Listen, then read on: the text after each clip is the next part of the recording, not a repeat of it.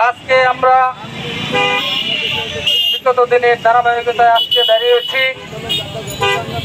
প্রিয় দেশবাসী, আপনারা জানেন চাকরিতে আবেদনের বয়স সীমা অবারিত করার লক্ষ্যে, ন্যূনতম 35 করার লক্ষ্যে আমরা দীর্ঘদিন যাবৎ যে আন্দোলনটি করে আসছি তার ওই ধারাবাহিকতায় আজকে আমরা এখানে আবারও দাঁড়িয়েছি।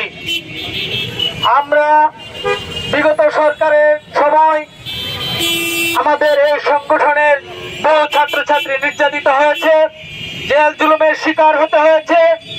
আমাদের এই দাবি আন্দোলনের জন্য আমরা রাজপথে দাঁড়িয়েছি। আমরা সত্য কথা বলার চেষ্টা করেছি, সব সময় বলেছি।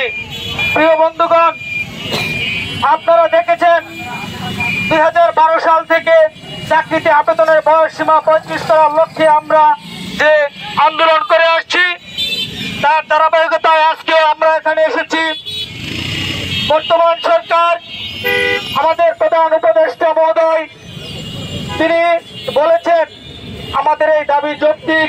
এই যৌক্তিকতার জন্য আমাদের এই দাবির প্রেক্ষিতে তিনি 32 করে দিয়েছেন, কিন্তু অতীব দুঃখের সাথে জানাতে হয় আমরা কিন্তু 32 চাইনি।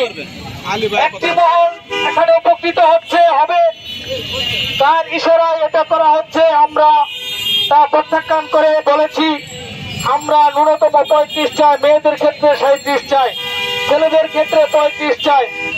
আমরা দীর্ঘদিন যাবৎ লেখাপড়া করে বিশ্ববিদ্যালয় শেষ করে আমরা যখন চাকরির বাজারে প্রবেশ করি, আমরা দেখেছি যখন আবেদন করতে যাই আমাদের পড়ালেখা শেষ করতে করতে আমাদের বয়স 27-28 বছর হয়ে যায়।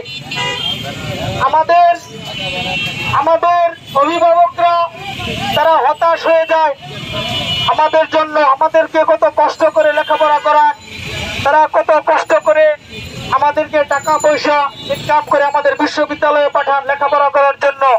কিন্তু আমরা লেখাপড়া শেষ করে আমরা যে সনদটি অর্জন করি আজকে সেটা মুড়ির ঠুঙ্গা হিসাবে বিবেচিত। আমরা সেটা মেনে নিতে পারি না।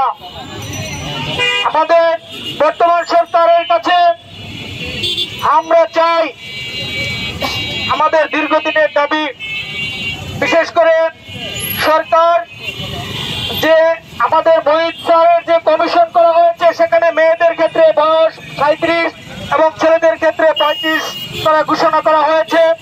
আমরা সেটারই বাস্তবায়ন চাই। আমরা চাই না যে 32 দেওয়া হয়েছে একটি মহলের স্বার্থে সেটা দেওয়া হয়েছে, আমরা সেটা চাই না। আমরা দীর্ঘদিন সেশন জটের কবলে পড়েছিলাম। এমন কোন বিশ্ববিদ্যালয় নেই যেখানে সেশন জট ছিল না। আপনারা দেখেছেন আমরা লক্ষ লক্ষ শিক্ষার্থী আমরা বঞ্চিত হয়েছি। আমরা রাজপথে নেমে আন্দোলন করতে হয়েছে। আমাদের অভিভাবকরা আমাদের জন্য হতাশায় আছে। আমরা আমাদের